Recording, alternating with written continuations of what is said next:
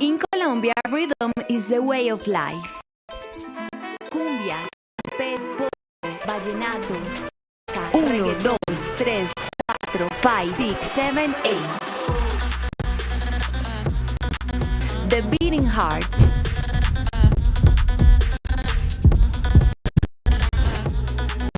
The steps we follow. The song of life. Imperfecto. Individual. Hermosa.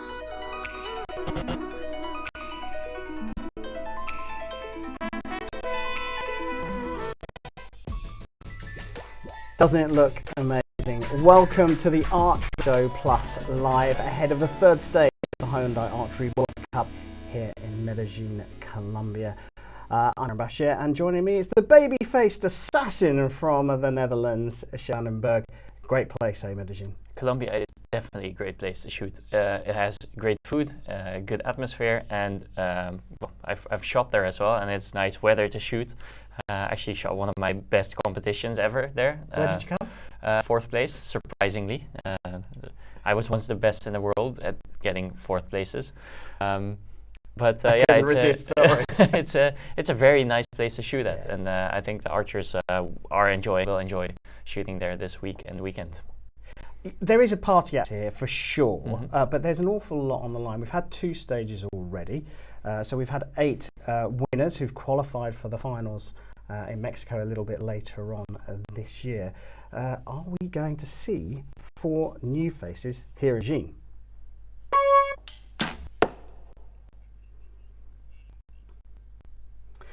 So Medellin, a fantastic place, and we're celebrating its 10th anniversary. But Chef, remember back in 2013 when this competition was first held in Medellin, who took the compound women's individual title? It was Alejandra Usquiano, and it was next to the EPM building, and it was very windy, if I remember correctly. Yeah, and it is a very special moment, obviously, for the Colombians, but a special moment for Colombian compound archery as well, as we take a look here. Yeah, it was pretty much the kickstart of the Colombian success in the archery world. This was the first competition stage that she won, and later that year she went on to win the World Cup finals in Paris. And we see her face quite a lot, don't we? I mean, maybe a little bit in the shadow of Sara Lopez as an individual, but she's a regular feature on the Colombian team. Yeah, and I think her performance probably also kickstarted Sara Lopez's career, seeing like, oh, it's possible to win as a Colombian, you know? Yeah, and Colombia on home soil are really special for these athletes, of course, because it's such a boisterous crowd. Fantastic scenes there for them. Para mí, chocar la 5 hace 10 años fue el comienzo de lo que es hoy en día Alejandra Usquiano como deportista y como persona. Fue el comienzo del primer campeonato y la gran final para Colombia, que se dio aquí en Medellín, una primera Copa Mundo, y luego en la gran final como motivo de que habíamos quedado campeonas, y es una celebración que hemos continuado por años. La 5. Well, apologies, Alejandra, for talking over you. A special feature there for that very special celebration. Every archer has a special way, the Mete Gazos way, of course, of celebrating, but that is something very, very special from Alejandra. How much of a workout does a coach have to do? Probably quite a lot. It's either working out a lot or going to see a therapist a lot, because his wrist might be hurting after a competition with Alejandra. Yeah, and I think when you're watching live archery and you see Alejandra doing so well, you can probably hear the winces and the squeals from the coach as he gets that high five.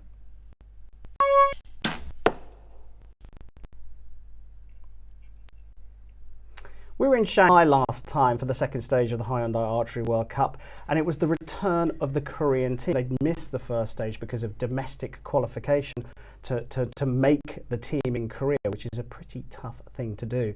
But they came to Shanghai and they absolutely dominated, Chef.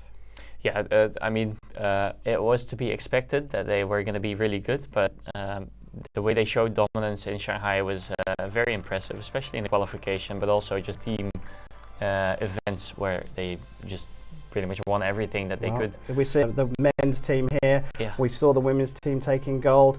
The mixed team pairing taking that gold medal in the recurve division, of course, we're talking about.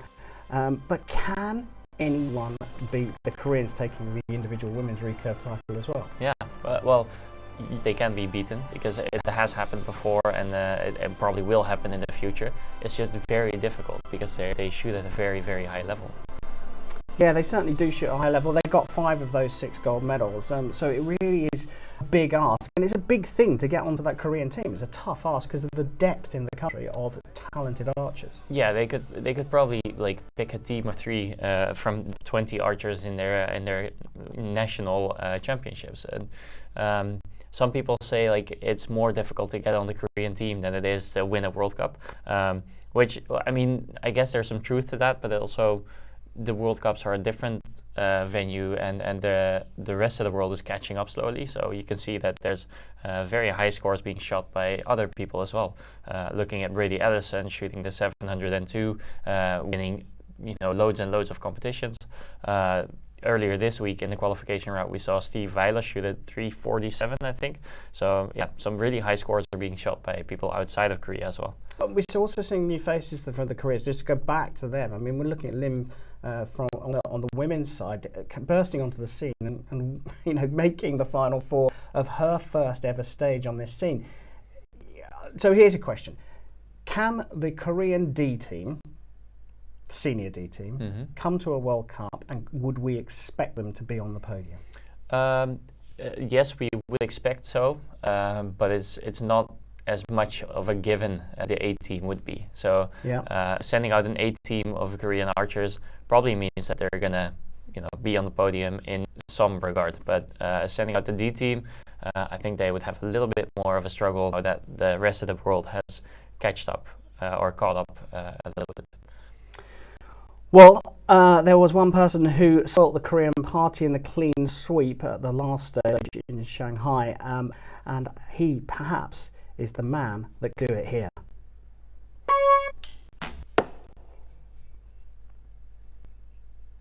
Well, number 1, he won the title in Shanghai at the last stage.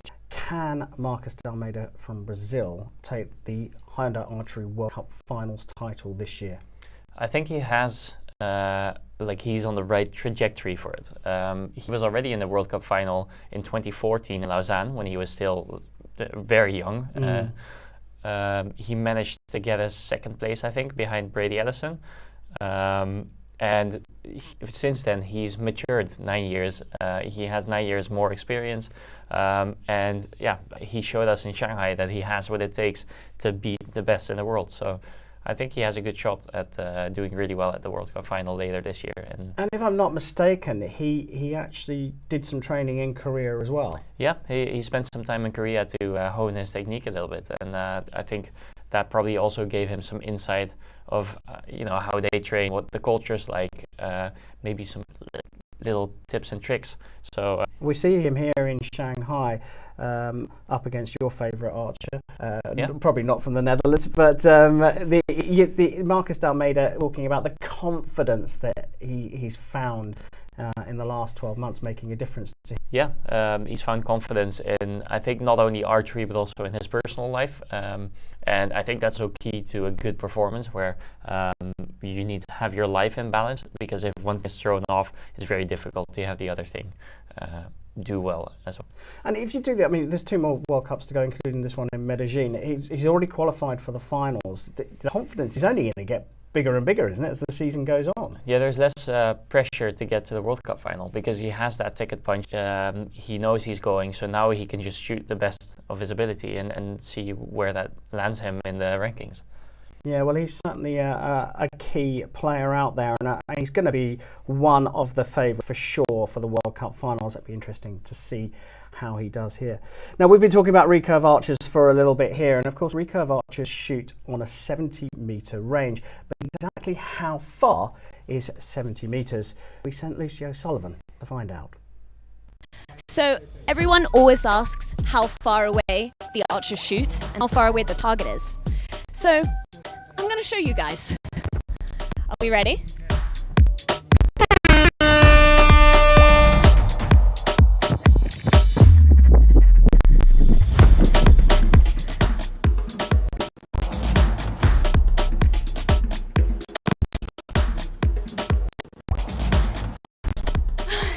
Seconds.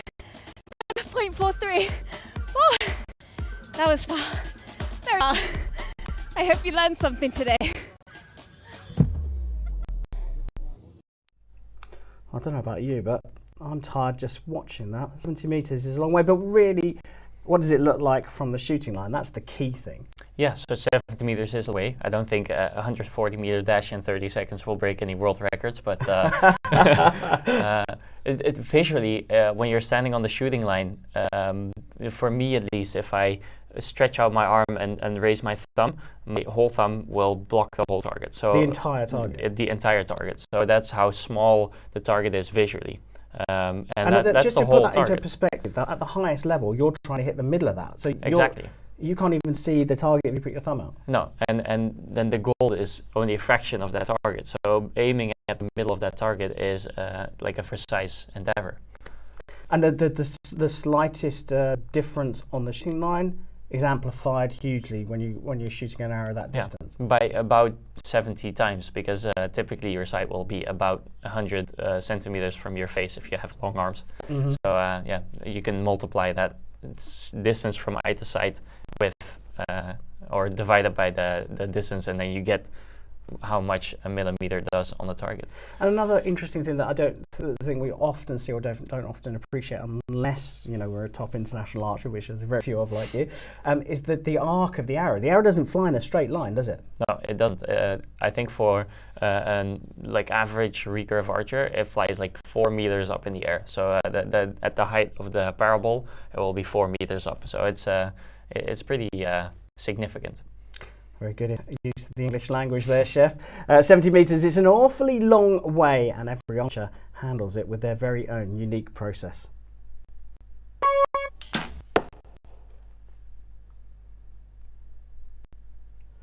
It's time for the Geek Alert, because it's time for Chef's Shot Anatomy. Chef, who are we looking at in this episode?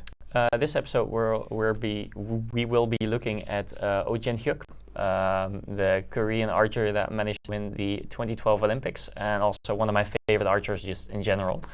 He has a very peculiar way of setting up. So you can see he raises his bow up in the air, puts his fingers on the string. He takes a bit of time as well to put bit his of air fingers guitar in there, isn't there? Yeah, he's plucking the string a little bit, and then he puts the bow back down, lifts it again, and then starts his shot test. So it's a bit of almost like a reset. So it's like he puts his string hand on, then puts his bow down, puts his bow hand on, and then starts the shot process. Then when he gets the full draw, he takes a little bit of time to settle.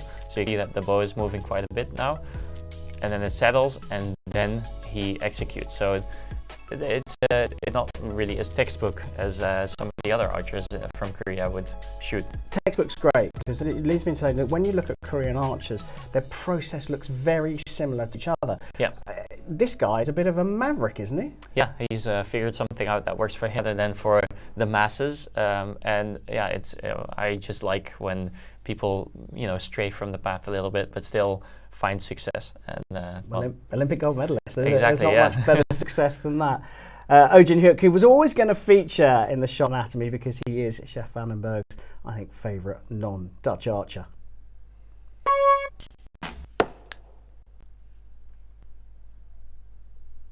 When it comes to compound archery, there's no one better than Sara Lopez from Colombia, and there could be no prouder father than hers, who's been here in Medellin all week. Let's have a listen to what he had to say. Freddy, bienvenido. Nosotros cada vez nos sentimos más felices y orgullosos de Sara, que se siente el papá de una de las mejores arqueras del mundo. Bien, muy tranquilo y muy orgulloso viendo este partido del equipo femenino de Colombia que siempre nos tiene en los primeros lugares mundiales. Sobre todo ver la tarea de Sara que se ha mantenido tantos años en esos lugares, la recompensa, el trabajo que ella hace diario, ¿no? Todos los días, entrenando, entonces esa es la recompensa que se ve ahí. Pero cuéntanos un poco, ¿cómo era Sara López cuando era más pequeña? ¿Siempre estuvo apasionada por el deporte? Sara siempre estuvo apasionada por todos los deportes. Sara cuando era niña me tocaba salir del colegio y cogerla, que en ballet, que en voleibol, que en básquetbol, que en natación, siempre estaba en deportes. Hasta que un día llegamos a recoger a mi hijo, que era el que practicaba el tiro con ella, y ella quedó enamorada hace 15 años más o menos que quedó enamorada de este deporte. Pero Freddy, felicitaciones por ser el papá de Sara. Muchas gracias.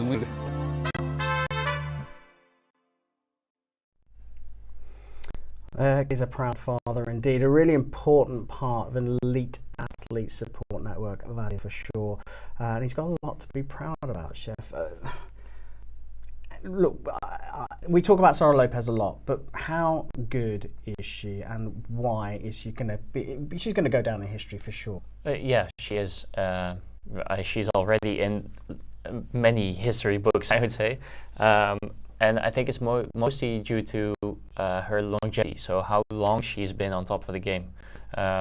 We've seen people getting to her level or close to her level, but then typically, you know, they can't maintain it. Yeah, exactly. But Sarah manages to always be at a certain, and even if she has off days, she is still one of the best.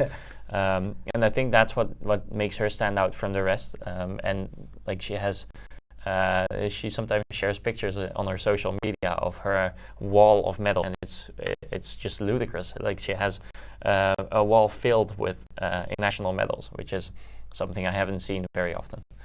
Yeah, down mentioned as the greatest of all time, but we saw Edison from Great Britain coming through last season, and I think she's a victim of her own success, Sara Lopez, because she's ridden the bar, and it seems in recent times, certainly with Gibson, and we're seeing a couple of others this season coming up and meeting that bar. Yeah, you say rising the bar and to stay in those energies, I would say paving the path for other people to walk on, and obviously it's easier to walk on a paved path than just in the loose sand. So yeah, to see something being done makes it achievable, right? Yeah, exactly. That's what I was getting at. If you look at the younger archers that are here now, like Liko, like Swami, Swami shot a 711, a new junior world record. Incredible. It used to be a 705 set by Liko. Liko is now in the final four. So Liko Ariola, of course, from the USA. So I think them seeing what Sara Lopez has done and can do makes it easier for them to think like, oh, maybe I can do that too. It's easier to see somebody else do it first. Yeah, and just go on that junior record. Liko Ariola done so well at the Vegas shoot for the last couple of years at 13. She's only 15. Swami, I think, is only 16. Correct. Yeah. They've got no fear, have they? It almost seems that way. Yeah. It's as if they go in there and are unable to think of the consequences yet. The consequences aren't always that great or gruesome, but for some people it's more important than for others, and it seems like they're just careless and they go for it. Well, the person who led the way, of course, Sara Lopez, the greatest of time, at least for now.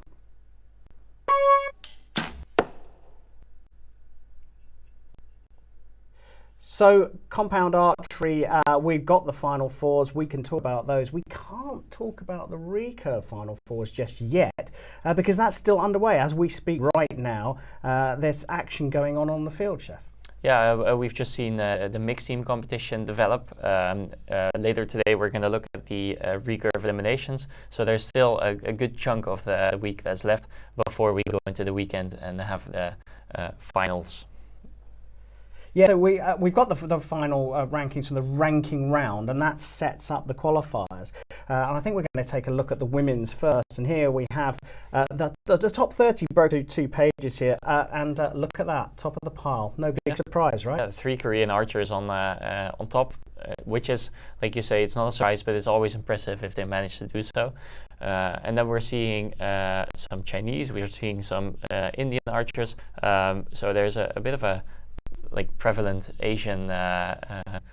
I wouldn't say dominance, but you know, they're very. I would. Out there. I mean, there's 3 Koreans right at the top, 3 Chinese in that top 15, a couple of athletes in the Chinese Taipei, and we've also, as you said, seen India doing so well as well. We can look down at the sort of bottom half of the top end of the draw, if you like. Ann San from Korea at 16th, Bryony Pittman, Casey Calfold down 21-22. How much do these ranking rounds really matter? Well, as soon as you go into the elimination, it's 1v1. It's a knockout system. So let's say number 1 shoots against the number 64. As soon as the number 64 manages to win that match, they just take the spot of the number 1 in the bracket. The ranking. Yeah. So then they're in a very good position to win. So anything can still happen.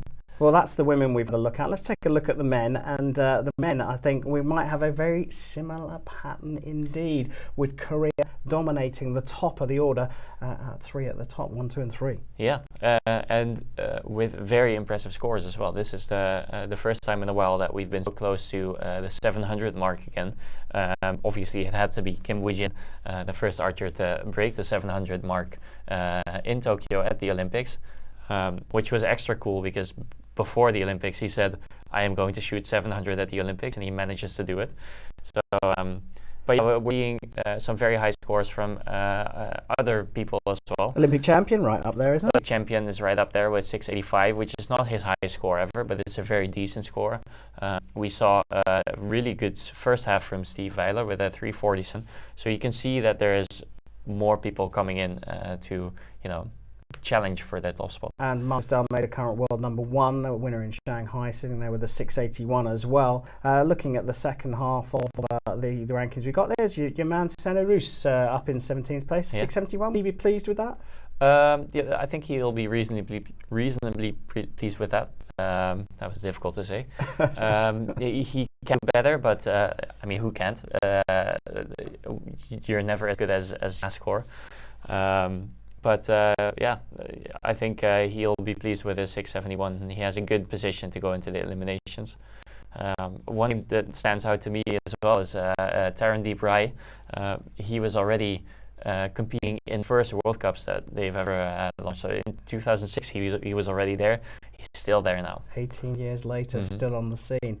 But really, we have to say, it's the Koreans at the top of the pile in both the men's and women's ranking in the recurve division, and we'll know more about that when we go live tomorrow.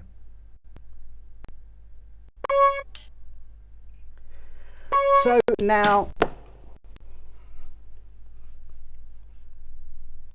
now it's time to look at the final 4, and it's prediction time for you. Only half of the field this week, just the compound team competition concluded when we got the final 4s. We'll look at the women first, and we've got the new young teenage sensation, Lika Areola from the USA, going up against a more experienced Belgian, Sarah Priels, in the first semi-final. Yeah, so it's basically it's prodigy versus experience, because what we've seen from Liko so far is that for her age, she is phenomenal, and I think that is also what is going to drag her through to the final. Not to dispute Sarah's experience, but I think Liko just, like, she's so calm and collected in high pressure situations that she will go to the final.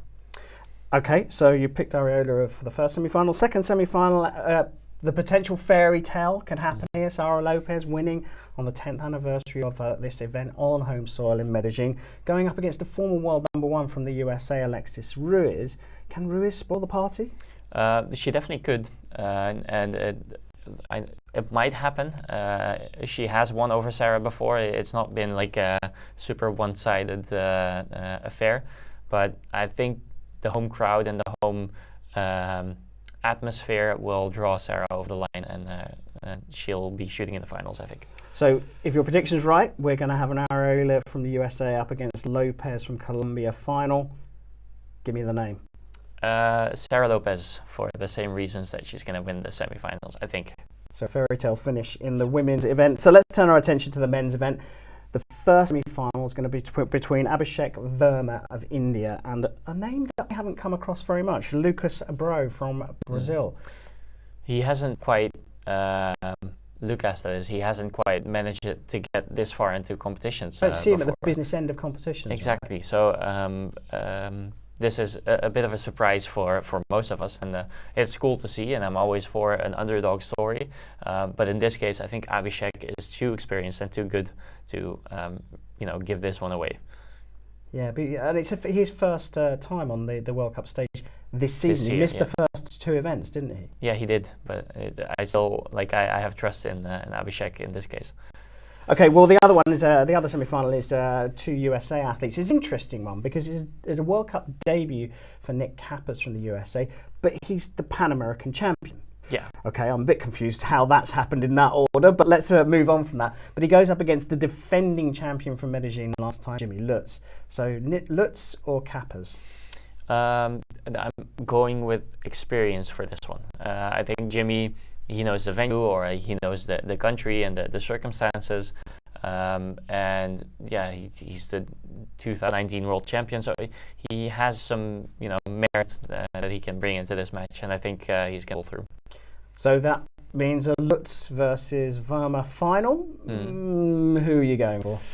I think I have to go with Abhishek Verma because India's they've done so well this season, especially in compound, also in recurve, but just looking at the compound scene with Sergio Pagni as their new coach. Of course, yeah. It's they've just shot so well. I think Abhishek is going to take it. Okay, so that's Abhishek Verma and Sara Lopez for the wins. Those are your predictions. Well, look, it's been great to have you here again on the Archery Show. We do enjoy it. We like talking about archery. Are you going to come and join me for the live? I may well do that. I'm here anyways. That would be great. That would be great. Well, that is it here from the Archery Show live, and we have got 2 great days of archery coming up. Of course, compound Saturday, tomorrow, recurve Sunday coming up the day after, and we'll know a little bit more about that lineup tomorrow. You can watch the live coverage on the Olympic channel. To sign up to the Olympic channel, easy place to watch it live, and you can go to the World Archery website. There's a link there for where you can watch it on TV in your country, and we hope you join us for that live coverage starting 10 a.m. tomorrow local time. But for now, we're going to leave you with a little piece of how Lucio Sullivan enjoys the cool Colombian vibes. We're in Colombia, and what better place to learn salsa dancing? I'm here with Jorge, who is from the capital of salsa. So you're from Cali? Yes. Well, you heard it here first, guys. The world capital of salsa. You're going to teach me some salsa right now? Of course. Oh, I'm so excited. Okay, so first up is a little behind. Let your body feel Okay. the second step. Okay. It's side by side. Side by side. Yes. Okay. The same thing. Your leg feel your body. Okay. Ooh. Ooh. And the most Difficult. no, this is the level 1. Oh, okay. This is the step to dance together. Oh, Eso. okay. Aquí.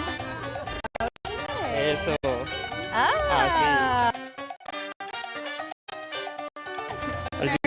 Very good. So.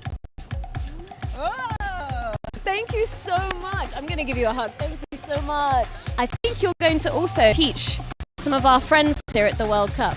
Okay, of course.